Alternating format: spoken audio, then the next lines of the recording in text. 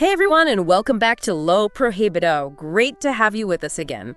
Today, we're diving into something really controversial from Colombia's recent history, the alleged connection between former President Álvaro Uribe and the terribly named false positives.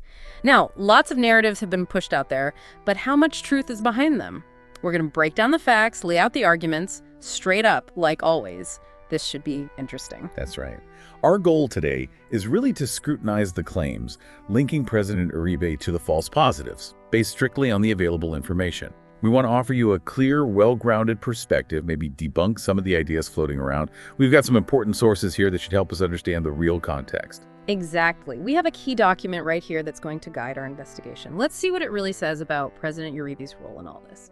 The idea is for you, listening in, to be able to form your own opinion with concrete data, without getting swayed by first impressions or just popular opinion.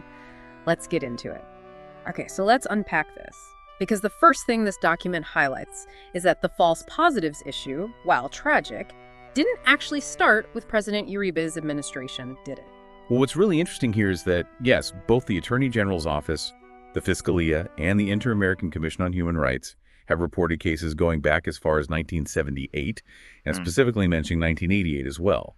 So that gives us some important historical perspective and kind of challenges the notion that it was a phenomenon exclusive to his time in office. Right. So straight off the bat, that idea that it was something invented or that only popped up during his presidency, well, it doesn't line up with the dates. But okay, then what was the Uribe government's policy regarding dealing with illegal armed groups? If we connect that to the neutralization policy, what the document emphasizes is that from the beginning of the Uribe administration, the priority was clear.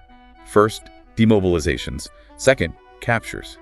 And only as a very last resort, deaths in combat. And check out the figures because they're pretty revealing. They really are. 51% of the neutralized individuals were through demobilizations, 36% through captures, and only about 13% were combat deaths. This emphasis on demobilization is quite stark. It went from just 7 people demobilizing in 2002 to an impressive 3,505 in 2003. That suggests a clear preference for a negotiated way out of the conflict. Okay, here's where it gets really interesting. Because many critics have pushed this idea that the Uribe government offered rewards for combat kills, almost like a body count policy.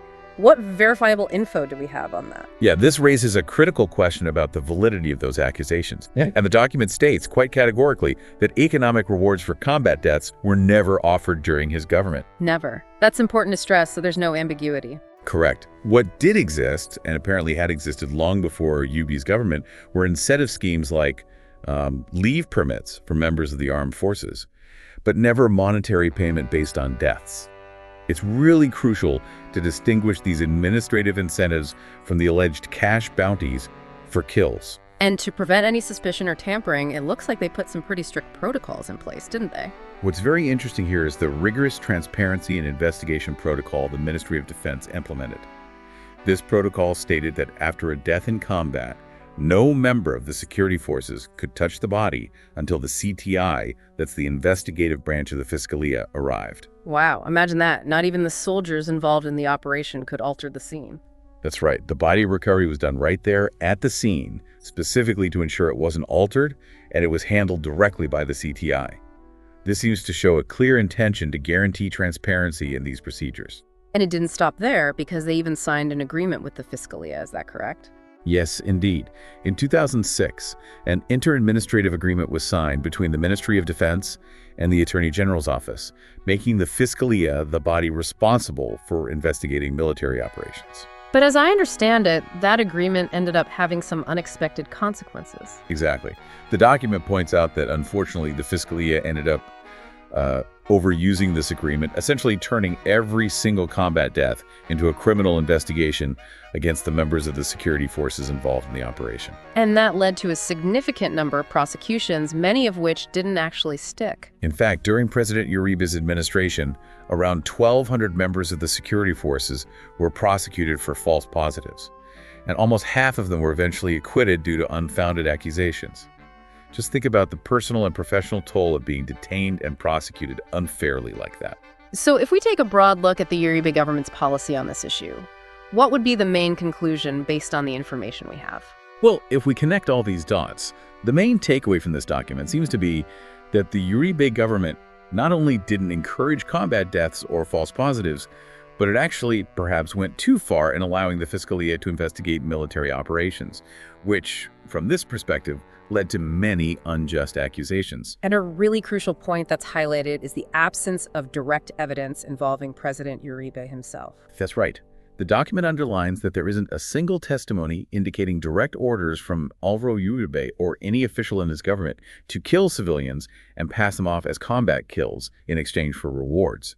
This lack of direct testimony is presented as a significant argument against the narrative, directly linking him to these crimes.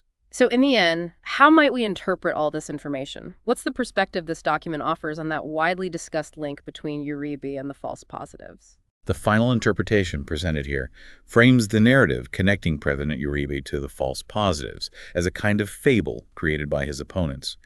It suggests this narrative is a form of retaliation for his head-on fight against drug trafficking and terrorism in Colombia. Again, that's the interpretation offered in the source. So as you can see, when we look closely at the sources, a different perspective emerges regarding President Uribe's connection to the false positives. The facts seem to reveal a more complex, more nuanced reality than is sometimes presented. That's right. We've debunked several myths and clarified key points with solid arguments based on this material. We hope this deep dive into the documents has given you a clearer, more complete picture of the issue. Remember, historical truth is often complex, and it really requires us to look beyond the headlines and the simplistic narratives. Absolutely. This analysis invites us to question single narratives and always seek out firsthand information. What other interpretations might arise from examining these facts? What questions does this exploration leave you with? We encourage you to keep digging and form your own conclusions. And to all of you who stuck with us till the end, thank you so much. Don't forget to leave your comments, share this deep dive, and subscribe to Lo Prohibido so we can keep uncovering these hidden truths from our history together. We'll catch you on the next one. See ya.